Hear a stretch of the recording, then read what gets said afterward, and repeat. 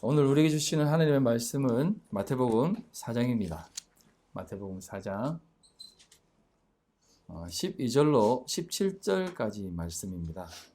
마태복음 4장 12절로 17절 교독하도록 하겠습니다.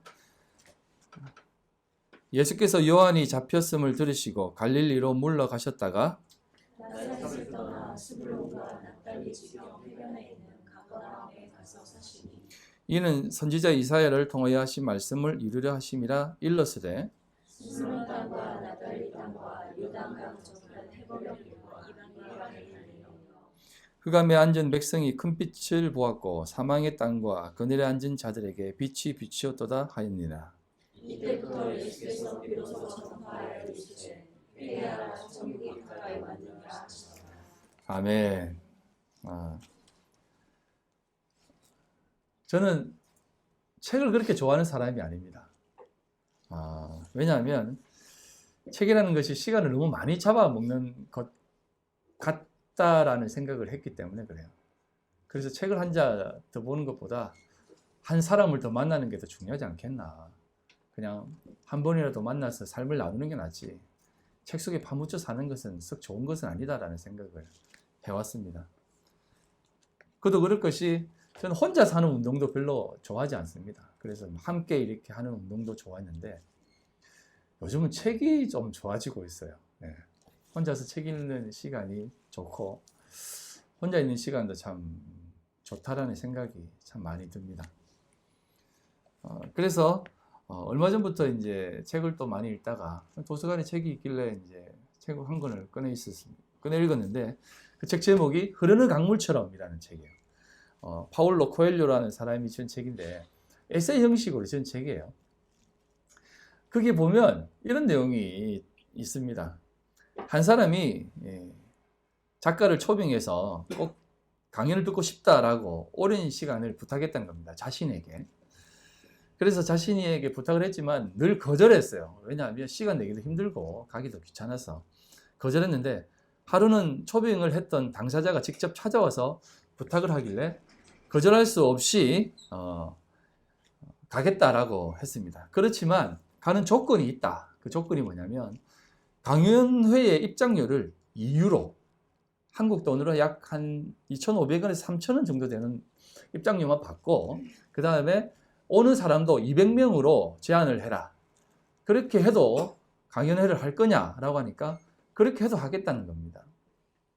그도 그럴 것이 그 사람을 초대하고 또 경비라든지 이런 것들이 많이 들거든요. 그래서 이렇게 하면 적자를 볼 텐데 그래도 할 거냐라고 하니까 적자를 보더라도 하겠다라고 해서 강연회를 하고 나중에 그 사람과 함께 이제 식사를 하는데 당신 뭐 하는 사람이냐라고 물으니까 이 사람이 하는 얘기가 뜻밖의 직업을 얘기합니다.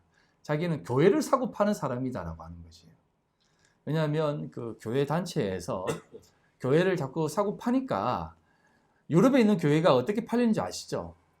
천장이 높고 기둥도 별로 없으니까 유럽의 교회가 나이트 클럽이라든지 뭐 어떤 그런 유흥업소라든지 그런 데 팔리는 것입니다. 그리고 심지어는 그 성인 샵으로 팔리기도 한다는 겁니다. 왜냐하면 또 그렇게 해야만 또 이렇게 되니까.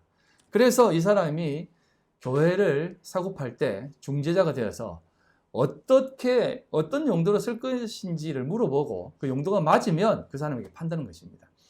그 용도가 이제 보통 도서관이라든지 봉사단체라든지 갤러리로 쓰면 판다는 겁니다. 그래서 이 파울로 코엘료가 자신의 아내를 위해서 갤러리를 만들어주고 싶었는데 자신의 아내가 이제 작가거든요. 그림 작가라서 자신의 작품을 걸어놓을 갤러리를 만들고 싶었는데 그 사람에게 잘 됐다.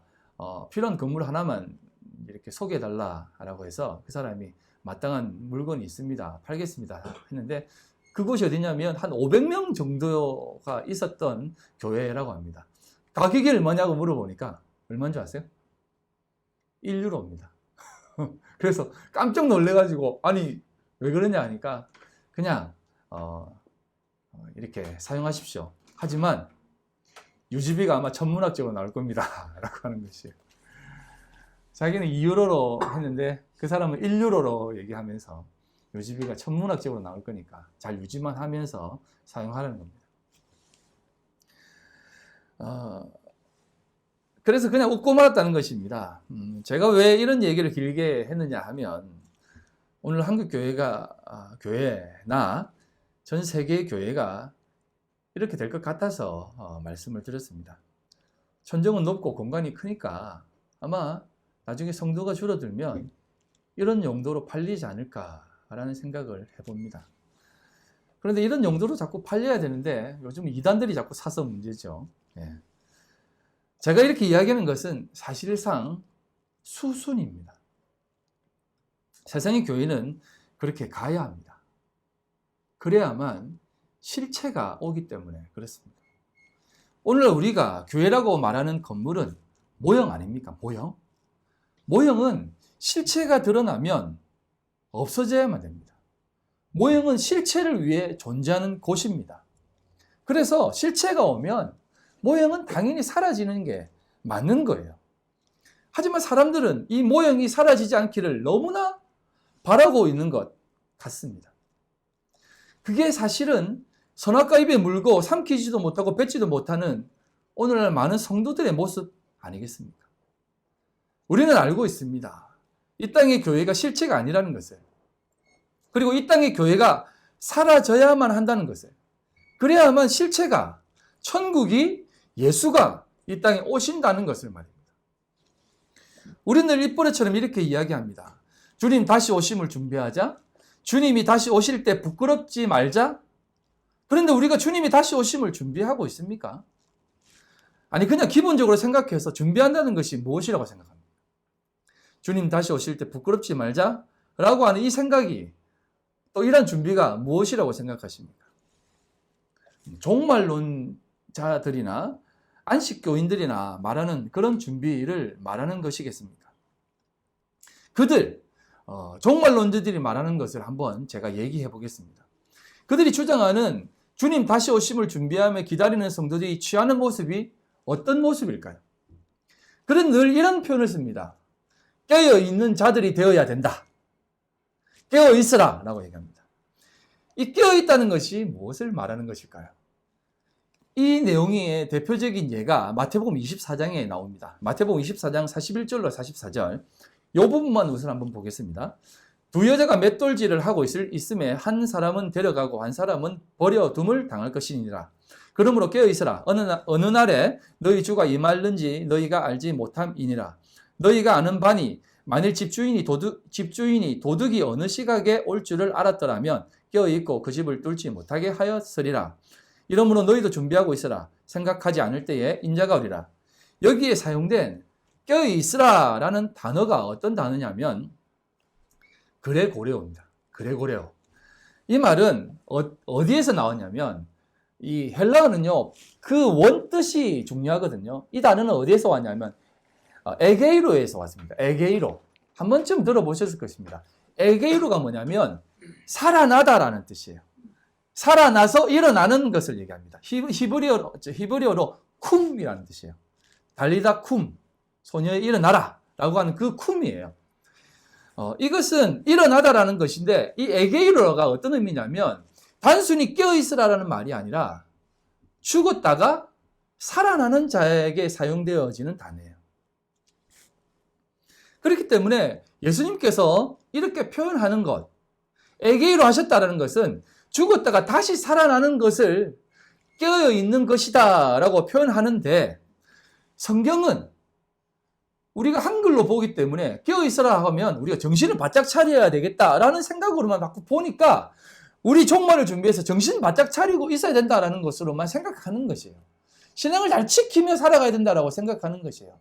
그런데 사실은 여기서 나와 있는 에게이로라고 하는 이 단어는 단순히 정신 바짝 차리고 살아라고 하는 그런 의미가 아니라 너희들은 죽었다가 살아난 자들이다 라는 것을 인식하고 살아라라는 뜻이에요.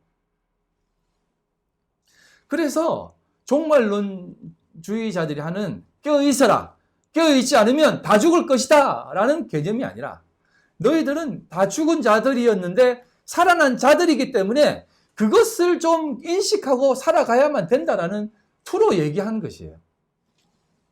자, 차근차근 한 번 더 보겠습니다. 그럼 말씀을 다시 보면 41절에 이렇게 갑니다. 두 여자가 맷돌질을 하고 있으며 한 사람은 데려가고 한 사람은 버려둠을 당할 것이다 라고 얘기합니다. 자, 여기에 보면 두 사람 중에 한 사람은 깨어있고 준비를 잘해서 데려 올라가고 한 사람은 버려둠을 당한다 라고 얘기합니다. 그러니까 어떻게 보면 준비를 못한 사람은 결국 버림받는다 라고 생각할 수 있습니다. 그러면 여러분 한번 물어보겠습니다. 어떤 준비를 하는 것이다 라고 생각을 합니까? 우리가 준비한다는 것이 무엇이라고 생각합니까? 이런 준비가 우리가 준비하는 데 있어서 표가 난다라고 생각하세요? 자, 우선 여기까지만 보고 다음 구절 한번 보겠습니다. 그러므로 깨어있으라. 어느 때에 어느 날에 너희 주가 임할는지 너희가 알지 못하니라. 너희도 아는 바니 만일 집주인이 도둑이 어느 시각에 올 줄을 알았더라면 깨어있어 그 집을 뚫지 못하게 하였으리라. 이러므로 너희도 준비하고 있으라. 생각하지 않을 때에 인자가 온다 라고 얘기합니다. 생각하지 않을 때에, 아무도 모르는 때에 라고 얘기합니다. 여기에서 말하는 아무도 모르고 생각하지 않는다는 것은 우리 모든 사람을 얘기하는 것입니다. 그래서 깨어있어라 라고 하는 이 얘기를 우리가 쉽게 생각해서 깨어있어야 되는 갑다 라고 해서 말씀 열심히 듣고 신앙생활 잘하고 암송하고 기도 열심히 하면, 이렇게 하면 너희는 괜찮을 거야 이렇게 생각하는 것이다 라고 생각하세요? 아니면 조금 수준을 높여서 시대를 잘 분별해서 시대가 원하는 신앙인이 되어야 해. 그건 뭐냐면 이 시대가 추구하는 사회봉사도 열심히 하고 가난한 자들을 잘 도와주고 구제하고 또 열심히 세상을 잘 섬겨서 그 세상 가운데에 예수 믿는 사람이 어떻는가를 확인시켜주며 사는 것이 깨어있는 신앙이야. 이런 것을 잘 준비해야 돼. 그렇게 교회 안에서만 신앙생활을 하면 안 돼. 그게 깨어있는 신앙이라고 생각하세요? 여러분은 어떻게 생각하시나요? 이 둘 중에 어떤 모습이 깨어있는 것이다라고 생각하세요? 그러지 않다라는 것 여러분 아시지 않습니까? 이런 것들이 깨어있고 준비하고 있는 모습이라고 생각한다면 사실 성경을 오해하고 있고 곡해하고 있고 모르고 있는 이야기입니다. 오늘 읽을 본문의 말씀을 우리가 잘라서 읽었지만 그 앞부분에 어떻게 말씀하고 있냐면 앞부분을 읽으면 좀 진리를 깨달을 수 있습니다. 여러분 눈으로 한번 읽어보십시오. 36절로 40절에 보면 그날과 그때는 아무도 모른다라고 합니다. 천사들도 모르고 아들도 모르고 오직 아버지만 아세요. 여러분 사람이 우리가 직장 생활을 한다라든지 또 사업을 할 때 그 하는 맛이 어떤 맛인 줄 아세요? 어떤 맛이에요? 월급이 들어오는 맛? 결제되는 맛 아닙니까? 그리고 그것으로 한번 쏘는 맛 아닙니까? 그런데 우리가 예수님을 기다리며 준비하는 맛도 어떤 거냐면 주님 다시 오실 때 빰빠라밤 강균아 됐다 올라온나 내 니 맞이하러 왔다. 그 맛에 예수 믿는 거 아닙니까 우리가? 바로 이 맛 아닙니까? 이런 거. 예. 그런데 여러분 여기 보면 예수님이 뭐라고 얘기하냐면 그거 아무도 모른다. 언제 올지 천사도 모르고 아무도 모르니까 그거 알라고 하지 말라는 투로 얘기하는 것이에요. 그럼 여러분 준비할 마음이 나겠습니까? 제가 여러분들에게 솔직하게 물어볼게요. 여러분이 준비한다고 하는 그 기간 얼마큼 간다고 생각하세요? 작심 3일이 여러분 왜 나온 말인 것 같아요? 성경생활도 신앙생활도 기도생활도 말씀생활도 전도생활도 반짝반짝 하다가 지치고 하다가 지치는 게 우리의 모습이에요. 그래서 우리는 늘 패배감에 살아가지 않습니까? 안 깨어있는다고 혼나기도 하고 똑바로 신앙생활 안 한다고 혼나기도 하고. 여러분 그게 우리의 신앙생활이라고 생각하세요? 아무도 모른다는 것은 그 준비 자체도 사실은 너희들이 생각하는 그 준비, 너희들이 생각하는 그 선악의 관계 속에서, 구조 속에서 하는 그런 신앙의 모습이 아니다라는 것이에요. 그래서 이렇게 얘기하는 겁니다. 노아의 때와 같다라는 겁니다. 인자의 임함도 노아의 때와 같다라는 것이에요. 노아의 때가 어떤 때냐면 홍수 전에 노아가 방주에 들어가는 날까지 사람들이 먹고 마시고 장가들고 시집가고, 이게 무슨 말이냐면 태평성대하다는 것이. 여러분, 살기 좋으니까 장가가는 거예요. 요즘 왜 젊은이들이 장가 안 갑니까? 시집 안 갑니까? 살기 힘드니까. 애 낳아가지고 키우기 힘드니까 안 가는 겁니다. 태평성대하니까 이렇게 평안하게 사는 것이에요. 무슨 죄악이 관연하고 다 육체가 되니까 다들 막 사람들 죽이고 만나는 사람마다 패고 막 이런 그런 땅이라고 생각하세요. 절대 그런 거 아닙니다. 평온한 상태예요. 먹을 것도 풍부하고 행복한 상태입니다. 그런 때가 노아 홍수 전의 때입니다. 홍수가 나서 보세요. 그들을 다 멸하기까지 깨닫지 못했다는 것입니다. 자, 여기 보십시오. 홍수가 나가지고 그들을 다 멸하기까지, 죽기 전까지도 몰랐다는 거예요. 꼴깍꼴깍 죽는데도 죽기 전까지도 이렇게 하는 것입니다. 그런데 무슨 우리가 준비한다는 게 그런 것이겠습니까? 그런 것이 아니다라는 것이. 아무도 모른다는 것은 그런 의미를 두고 얘기하는 것이에요. 그런 것들 가운데에 오는 것, 그게 인자의 임함도 이와 같다라는 것입니다. 너무나 살기 좋고 너무나 태평성대하고 종교적으로도 평안할 때 주님이 훅 온다는 것입니다. 보시면 그날과 그때는 아무도 모른다. 하늘의 천사도 아들도 아무도 모른다라고 얘기합니다. 오직 은혜를 입은 노아만 깨닫게 되는, 인간의 공로는 하나도 없는 그런 상황을 말하는 것이에요. 홍수가 나서 그들이 다 멸하기까지 깨닫지 못한다는 이 말을 조금 여러분들 이제 이해하셔야만 됩니다. 인자의 임함도 그렇다는 것이에요. 두 사람이 밭에 있는데 한 사람은 들려오려고 한 사람은 남아있는다는 개념이 뭔지 아세요? 이게 바로 홍수가 나서 다 죽는 것입니다. 다 죽는데 죽기 전까지는 아무도 모른다는 것입니다. 이게 뭐냐면 이런 것입니다. 이 땅의 물, 아랫물이라고 얘기하죠. 바다가 저주받은 곳 아닙니까? 이 땅의 물이 우리를 다 덮을 때, 즉 비진리가 관연하여서 이 땅에 진리가 하나도 없게 되는 그 순간에 진리는 호련히 한 사람 마지막 한 사람이 외치다가 딱 꺼져버립니다. 그게 올라가는 것입니다. 그리고 땅에 다 남아있는 것입니다. 나머지는 다 남아있는 것이에요. 오직 노아만 알고 방주 안에 들어가는 것입니다.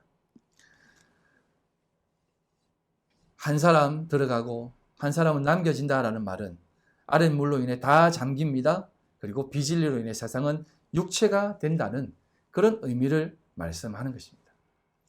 그래서 세상이 좋아, 세상에 남겨진 자들, 이 땅이 정말 살기 좋고 괜찮은 곳이다라고 남겨진 자들, 그 땅에 남아있는 사람들이 전부 다 있을 때, 전부 다 태평성대할 때, 진리는 다 없어지고 사라질 때, 올라갈 때, 이 땅과 관계없는 삶을 살아가는, 여러분 하늘로 올라간다는 말이 뒤에 한 번 더 얘기하겠지만 하늘이 어디입니까? 우리가 지금 살아가는 하늘이, 지금 여기도 하늘이고 여기서도 여기도 하늘인데 지금 제가 하늘에 떠 있는 거 아닙니까?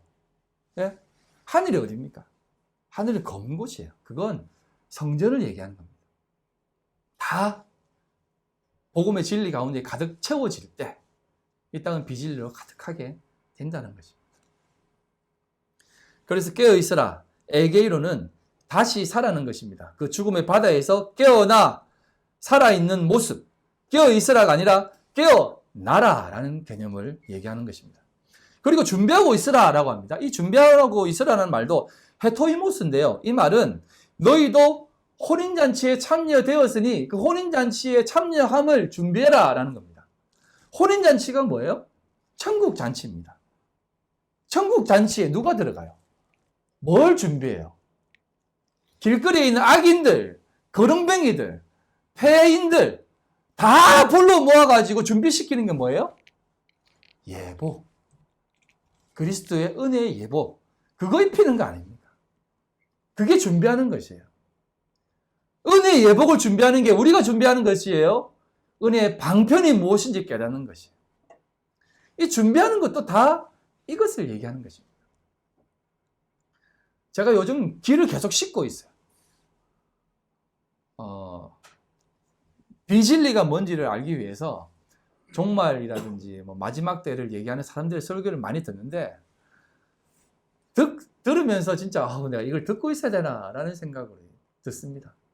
다 그 얘기입니다. 그 얘기. 예수님이 오시면 아무도 모른다. 그러니 은혜를 기대하며 준비해라. 그리고 이 구원받는 것은 오직 은혜로만 되어진다. 근데 중간에 sanctification, 성화를 딱 집어넣어요. 우리가 구원받아서 은혜의 재림에 임하는, 다시 오심에 인치심을 받아 올라가는 삶을 사는 그 중간에 성화가 딱 들어있다는 것입니다. 그 성화가 뭐냐? 그게 인치심 받은 증거라고 얘기하는 것이에요.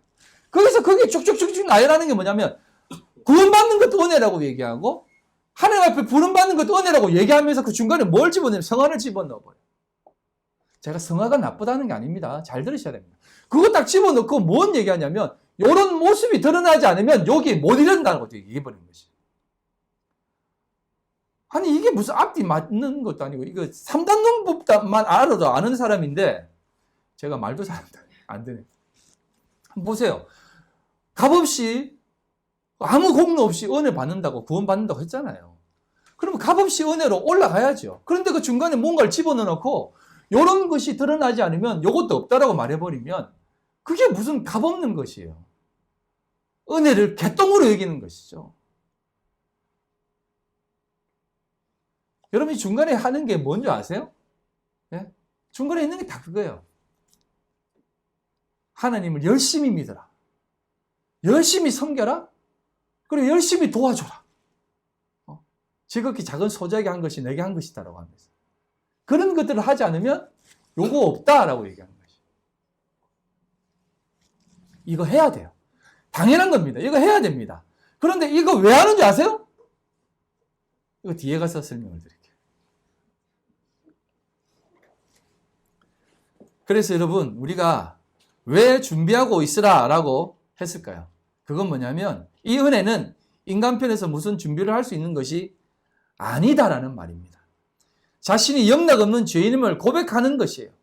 준비해서 죄인 중에 고급 죄인이 되어서 너는 조금 괜찮은 죄인이네. 너는 올라와서 죄를 탕감해 주겠다는 것이 아니라 너는 좀 고급적인 죄인이네. 죄인의 대장이 되어라. 간수장이 되어라. 죄인의 그 감옥의 감옥장이 되어라. 이 수준을 하나님이 요구하겠습니까? 아니면 너는 철저히 죄인임을 인정하지? 인정했으니까 내가 살려줄게. 이것이 준비하는 것이에요. 우리는 내가 죄인이구나 라고 하는 그것을 준비해야 된다는 말입니다. 그래서 참된 가난한 마음, 이것이 하나님 앞에 살아가는 준비된 마음이라는 것이에요. 종말론을 준비하고 또 종말론을 얘기하는 사람들이 요즘 점점 고개를 들고 있습니다. 이 코로나가 참 큰 역할을 했어요. 코로나 없다면 이 사람들 보지도 않을 거예요. 그런데 코로나 때문에 자꾸 시대가 더 살기 어려워지니까 이 얘기를 더 얘기하면서 더 이렇게 인기를 얻고 있는데 그거 아닙니다. 그거 바라보지 마세요. 그건 하나님 앞에 옳은 모습이 아니다라는 것이에요. 오늘날 우리 교회가 정말 준비하고 깨어 있어야 할 것은 현재 교회가 발부둥 치는 그런 것이 아니라 말씀이 우리에게 어떤 삶을 추구하는지를 알아먹고 살아가는 것입니다. 자, 그럼 이 땅의 교회가, 성도가 어떤 삶을 살아가야 할까요?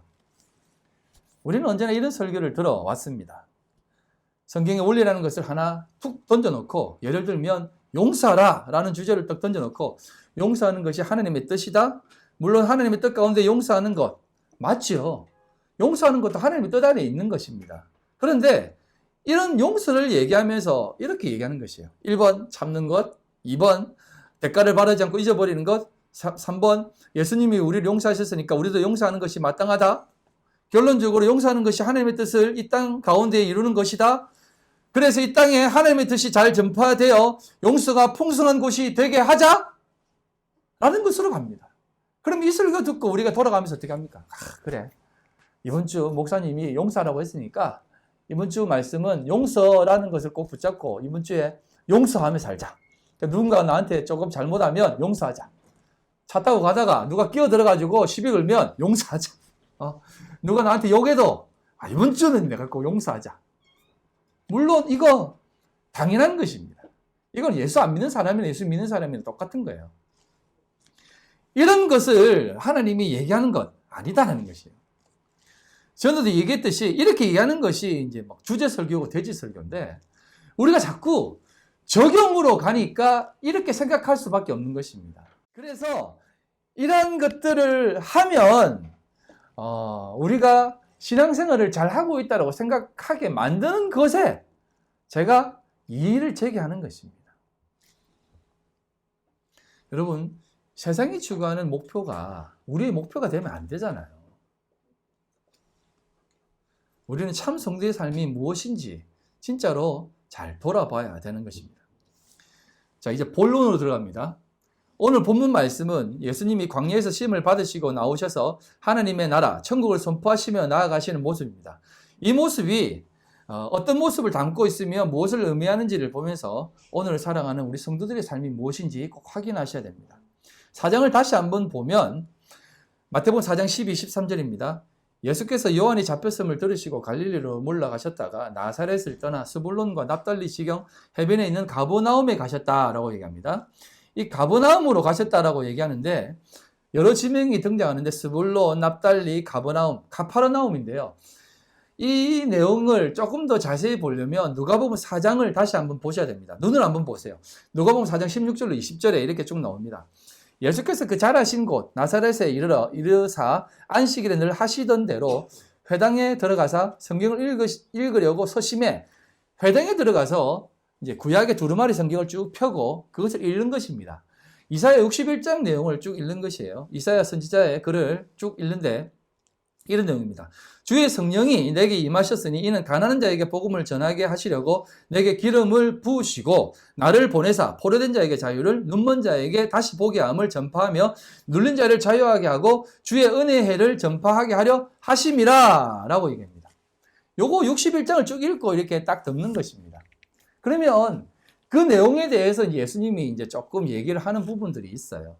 그래서 그것을 듣고 많은 사람들이 와, 기이하게 여깁니다. 그래서 기이하게 여기는 가운데 어떻게 생각하냐면 아니 저 사람이 누구간데 이렇게 이런 부분을 얘기할 수가 있지? 라는 겁니다. 기이하게 여기는 것은 이런 의미예요. 저 무슨 신학교도 안 나오고 무슨 어디 뭐 기도원 출신도 아니고 뭐 이렇게 제자훈련 출신도 아닌데 어떻게 저런 얘기를 감히 할 수가 있지? 정말 신기하네라는 틀로 얘기하는 것입니다. 먼저 지역을 조금 설명을 드리면 예수님이 주 사역지는 어디냐면 여러분 예루살렘이라고 생각하죠. 예루살렘이 아니에요. 예루살렘은 여러분 고인물입니다. 나중에 한 번 더 이 부분에 대해서는 설명드리겠는데 어디냐면 가버나움 갈릴리 지역입니다. 갈릴리 바다 지역이에요. 이 가버나움 카파르나움은 카파르와 나훔의 합성어입니다. 카파르가 이제 마을이라는 뜻이고 나훔은 위로라는 뜻이에요.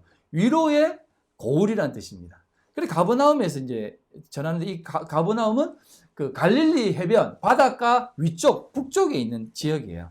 거기에서 이제 회당들이 있거든요. 거기서 말씀을 전하는데 회당이 있다면 종교 지도자들도 있고 또 신앙의 그 어떤 신학에 정통한 사람들이 많이 있었던 곳입니다. 그곳에서 전하니까 많은 사람들이 그걸 듣고 저 근본도 없는 것이 자꾸 저렇게 어떻게 저런 귀한 말씀을 하지? 라고 얘기하니까 예수님이 이렇게 얘기합니다. 그래, 내가 한번 얘기해 줄게. 의사가 자신을 꼭 고쳐야 된다고 생각하지. 그러니까 이게 무슨 말이냐면 네 자신을 한번 돌아보고 네가 뭔데 이런 얘기를 하느냐라고 말하지. 그럼 내가 한번 얘기해 줄게 라고 얘기하면서 어떤 얘기를 던지냐면 포로된 자에게 눈먼 자에게 눌린 자에게 얘기를 합니다. 성경에 정통한 자들은 이 얘기를 딱 듣는 순간 깨달아요. 누구를 향해 얘기하는지. 누구를 향해 얘기하는 것일까요?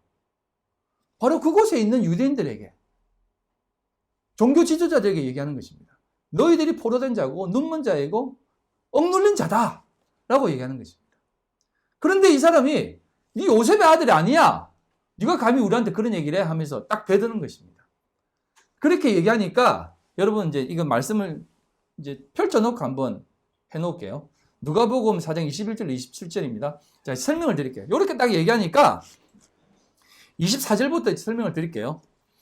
선지자가 고향에서 환영을 받지 못한다 라고 얘기하면서 이 얘기를 뚝 던집니다. 자, 내가 한 가지 얘기해 줄게. 엘리야가 그 땅에 하늘이 막혀서 흉년이 들었는데 몇 년 동안? 3년 6개월, 3년 반이 여기에서 등장합니다. 그래서 흉년이 들었다고 얘기합니다. 여기도 3년 반이 등장해요.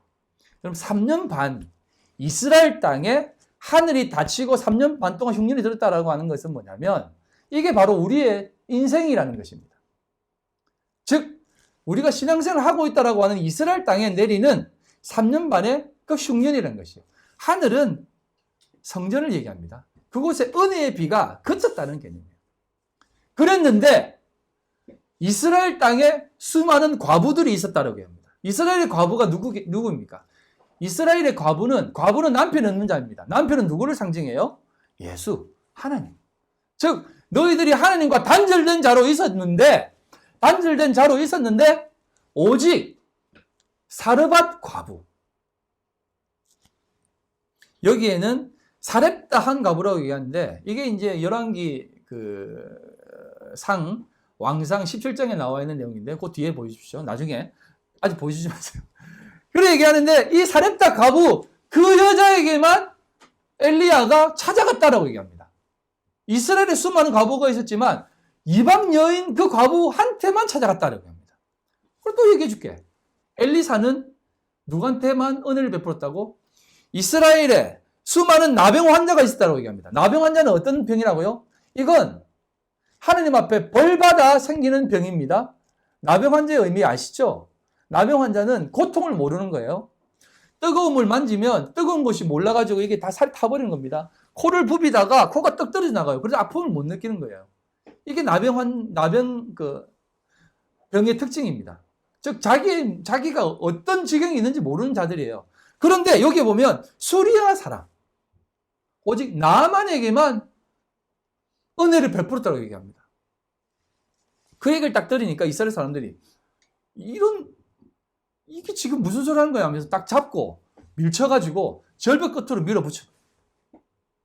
그런데 절벽 끝으로 밀어붙이지 않고 그 앞에까지만 밀었다고 합니다. 여러분 그 의미가 지난번에 한번 설명드렸지만 학자들이 얘기하는 게 이 얘기입니다. 이날은 안식일이에요. 안식일날 유대인들은 걸을 수 있는 수가 한정되어져 있었고 하는 일이 한정되어져 있었습니다. 그래서 절벽으로 밀어붙이다 보니 딱 걸을 수 있는 수가 딱 다 된 것이에요. 그래서 못 밀고 그 한 걸음도 못 가고 그냥 참은 것입니다. 그걸 밀어버리는 것도 일이라는 것이에요. 그래서 뭐라고 생각하는지 아세요? 야, 율법이 네 살린 줄 알아? 이거 우리가 한 번씩 쓰는 얘기잖아요. 길 가다가 시비 붙으면 야, 내가 예수 믿으니까 참는다. 예수가 네 살린 줄 알아? 이렇게 생각할 때가 많지 않습니까? 우리 한 번씩 그렇게 얘기하잖아요. 저도 그렇게 얘기했었어요. 예성품을 건드리는 사람이 나타나면 내 예수 믿으니까 네 참는 거야 너 하면서 막. 예. 교회 차 운전하다가 막 시비 붙으면 욕하잖아요. 한 1분 참습니다. 젊은 놈이 운전 그따위로 하냐고 막 삿대질하면 택시기사 아저씨들 입이 거라거든요. 그래서 내가 도저히 못 찾겠다 해가지고 전도사님 참으세요. 못 찾겠다고 문 딱 열고 나가지고 아저씨 뭐랬어요? 이러면 제가 이제 까만 양복, 교회 전도사니까 까만 양복 있지 않습니까? 까만 양복에 키는 뭐 이렇게 크지. 그때는 110kg 나왔거든요. 이런 사람 등 내리니까 아니 내가 그냥 운전 좀 잘하라고 아저씨 뭐 이러면서 이렇게 그러면서 가요. 그러면 내가 운전 차에 타가지고 주님 내가 또 잘못했습니다. 내가 미쳤지요. 또 내가 예성품을 드러냈네요. 막 하면서 그랬던 적이 2번 있었습니다. 여러분들에게 지금 회개합니다. 예.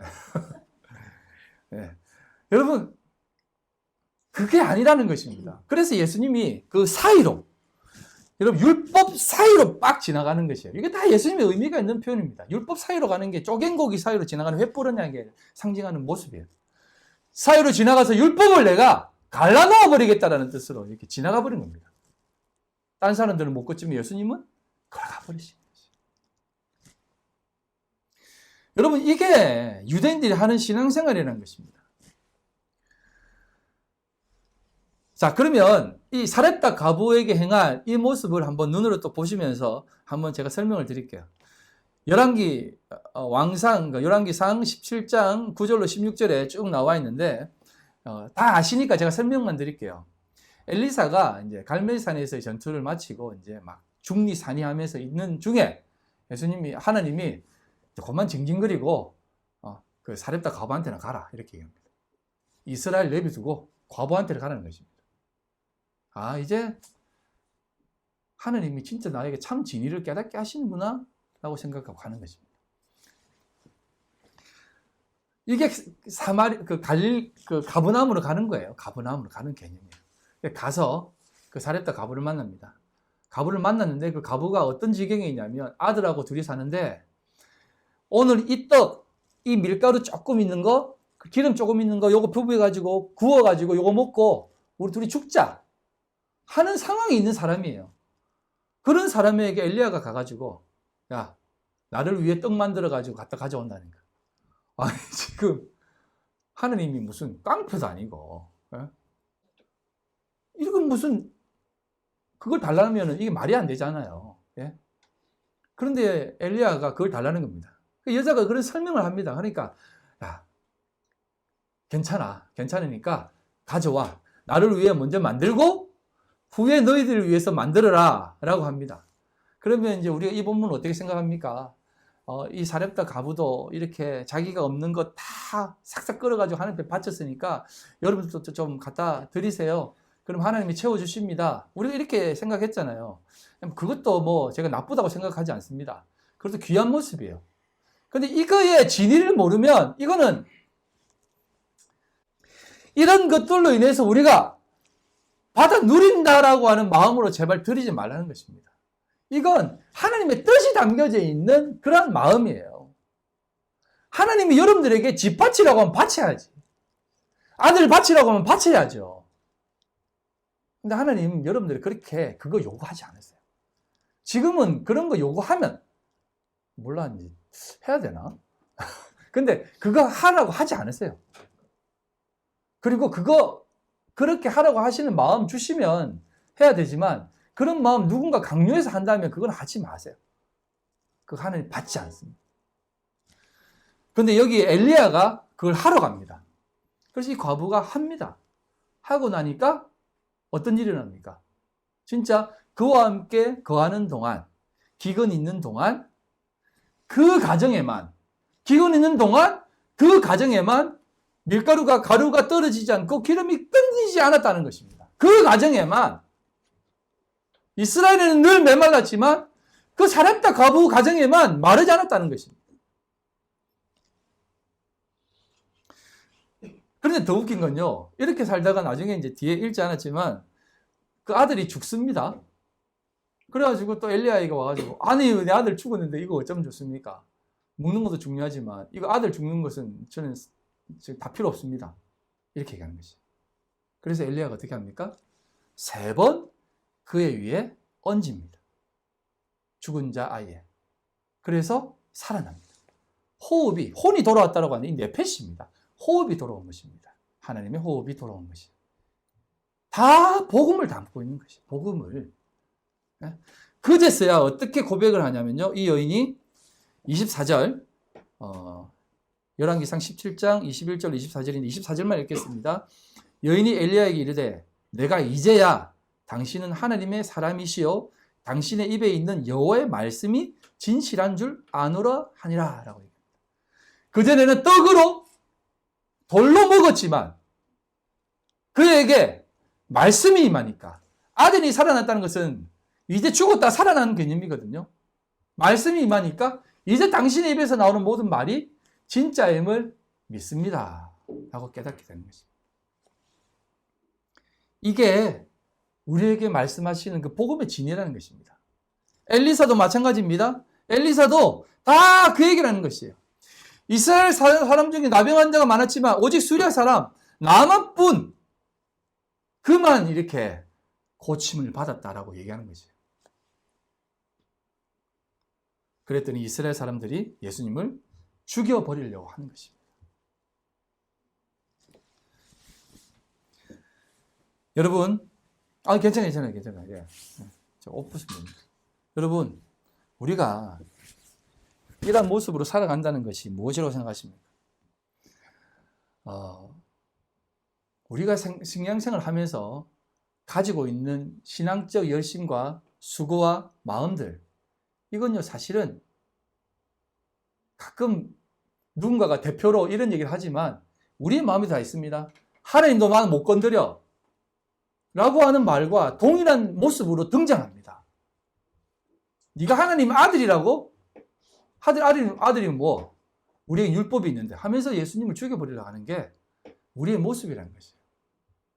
오늘날 교회의 모습도 야, 내가 하겠다는데, 내가 하나님 앞에 하겠다는데 너는 왜 하지 말라는 거야? 이거와 똑같은 것입니다.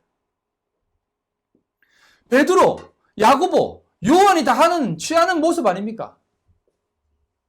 아니, 주님 가는 길에 내가 있는데 뭘 겁내하십니까? 내가 다 막아드릴게요. 내가 대신 죽어드릴게요. 라고 하는 게 우리의 모습 아닙니까? 그게 바로 예수를 돌로만 떡으로만 먹은 사람의 모습이라는 겁니다.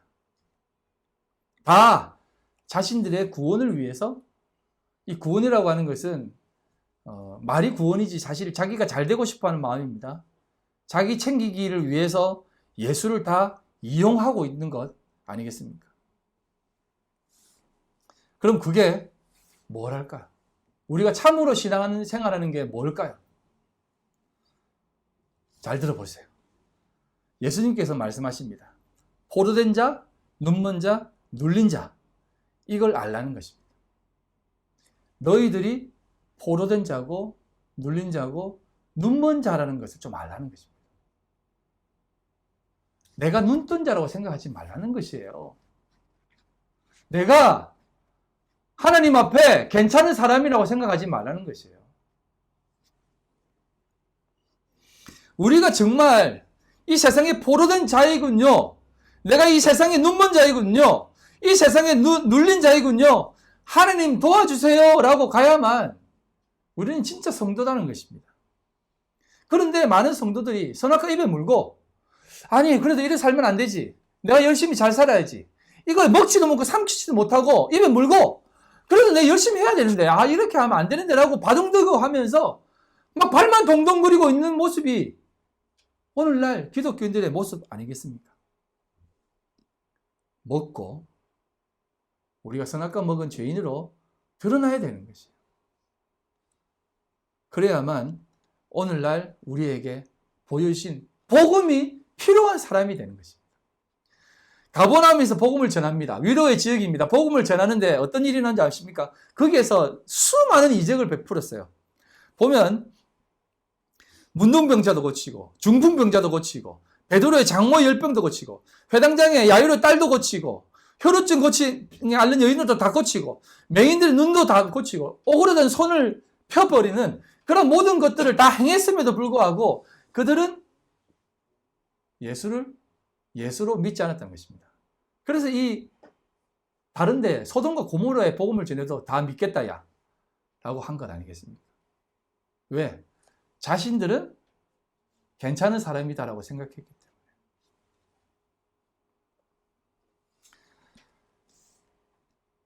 이 시대가 그렇게 올려버린 교회탑이 어떻게 세워진 건데, 우리가 어떻게 올려놓은 건데 라고 생각한다면 그것은 우리가 떡까지만 먹고 이 세상을 살아가는 모습입니다. 여러분, 에게이로 깨어있는 것, 준비하는 것은 우리 육신이 다 죽어야 됩니다. 우리의 성전이 다 무너져야 됩니다. 이게 무너져야만 실체가 드러난다는 것이에요. 그래야만 우리가 믿음으로 설 수 있다는 것입니다. 제가 부정적으로 얘기하는 것 같아요. 그렇게 가야지 복음입니다. 복음이 복음되게 하기 위해서는 그렇게 가야만 돼요. 교회가 교회로 계속 서 있고, 큰 교회가 큰 교회대로 계속 서 있고, 이 땅의 교회가 교회로 든든히 서 있으면 그건 복음이 복음되는 것 아닙니다. 종교가 복음이 되고, 교회라는 단체가 복음이 되어 버립니다. 그러니까 자꾸 오늘날 기독교인들이 좋은 교회 찾는 거예요. 내가 신앙생활을 할 수 있는 교회를 찾는 것입니다. 내가 원하는 교회를 자꾸 찾는 것이에요. 그 사람의 진위 속에 진짜 예수 그리스도를 알기 위해서 그런 교회를 찾을까요? 아니면 내가 가지고 있는 가치 챙기기, 내가 하고 싶어하는 신앙생활을 올바르게 하고 싶어서 그 교회를 찾는 거예요. 여러분, 이것도 나 지울게요. 분당 우리 교회는 정말 진짜 대단해요. 이번에 어떤 선교 프로젝트를 합니다 라고 하면 일주일 만에 수십억이 모인답니다. 그냥 사람들이 이찬수 목사님이라면 내가 낸 헌금 올바로 사용할 거야 라고 생각해서 그 헌금 10억, 30억 그냥 갖다 맡긴대요. 정말 주를 위해 이 헌금 잘 써주십시오. 부러우면 지는 건데. 네. 우리 주변에 왜 그런 분이 없어, 진짜. 자, 진짜 잘 쓸 자신 있는데. 네. 그렇게 될 줄 믿습니다. 이런 건 진짜 아멘 잘하지. 바로 아멘 하죠. 죽으라 하면 아멘 안 하고, 예? 복 받아서 헌금 많이 하라 하면 아멘 하고 많이 하세요. 예? 그래서 저도 아멘 하고 싶어요. 네, 여러분. 제가 헌금에 대해서 다시 한번 설명을 드릴게요. 헌금은 좀 잘 써주세요. 좋은 곳에 사용해 주세요. 라는 게 헌금 아니에요. 여러분, 재물은요, 이스라엘 재물 한번 보세요. 목잘라가 다 불태워버리고 피는 다 땅에 쏟아버렸습니다. 땅이 다 흘려버렸다니까요. 뭘 올려요? 뭘 이 땅에 남겨요? 좋은 곳에 사용해요. 다 태워버리는 게 저기 재물인데.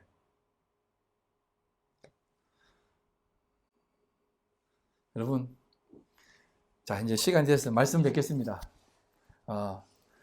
기억하십시오. 우리 주님이 어떻게 행하셨는지를. 우리가 선악과 입이 멀고 아직도 여전히 여기에서 머뭇머뭇거리고 있습니다. 예, 괜찮습니다. 이해합니다. 그러나 어느 순간 복음이 여러분들에게 크게 작용하면, 내가 정말 아무리 하려고 해도 안 되는구나 라는 순간이 깨닫게 되면 그냥 그거 먹으세요. 쑥 먹고, 못하는 놈이네요. 그냥 못합니다. 하나님. 다 죽을 수밖에 없는 놈이네요. 그냥 죽여주세요. 나 그냥 쓰레기네요. 죄인 중에 괴수네요. 그러니까 나 그냥 죽여주세요. 내 이 땅에 살 가치도 없는 놈입니다. 라는 자리로 내려가시면 됩니다. 그런 자가 천국이 저희 것이고 위로받고 하나님 앞에 이제 아느냐 라고 해서 그 양을 찾으러 오시는 것입니다. 잃어버린 양이라고 생각하지 않는 99마리를 예수님은 찾지 않았습니다. 내가 잃어버렸다고 생각하는 그 한 마리 때문에 그 모진 고생 다 하시면서 그 한 마리 찾으려고 하십니다. 그리고 그 한 마리 찾는 순간 천국에서 잔치가 베풀어집니다. 어떤 고기로? 99마리 고기로. 세상은 다 그렇습니다. 지금 우리 눈앞에 보여있는 자기는 잃어버린 양이 아니라고 생각하는 그 99마리가 지금 진짜 괜찮게 보입니다. 그래, 여러분, 주님이 여러분들을 부르실 때, 여러분을 찾으실 때, 그 99마리를 다 잡아 여러분들을 위해 천국 잔치를 베풀어 주실 것입니다. 기억하시고, 잃어버린 양이라는 것을 기억하시고 사세요. 그게면 족합니다. 그게 우리의 인생이에요. 그게 3년 반 가뭄의 기간이고 우리가 살아내야 될 3년 반의 그 기근의 기간입니다. 제가 얘기했잖아요. 7, 3년 반은 주님이 공생에 사시고 3년 반은 우리가 살아 완전한 수로 살아가는 겁니다. 그런데 이 7이라는 숫자는 완성의 개념인데 여러분 완성은 죽음입니다. 예수님이 십자가에 돌아가실 때 다 이루었다. 테텔레스타이가 그 7입니다. 그래서 7로 완성해서 8로 살아나는 것입니다. 그래서 성경에 8일 만에 할례를 받고 노아의 방주에서 8명만 살아나고 이게 다 7로 죽어 8로 살아나는 개념이에요. 그래서 우리가 왜 안식 후 첫날에 모입니까? 안식일 7일은 죽는 날입니다. 그래서 후 8일에 우리가 주님 앞에 예배하며 나가는 것입니다. 그걸 믿는 자들이 모여 예배하는 곳이 주의를 지키고 나아가는 삶을 살아가는 우리들이 기억하십시오. 우리는 그렇게 죽어 살아나는 사람입니다.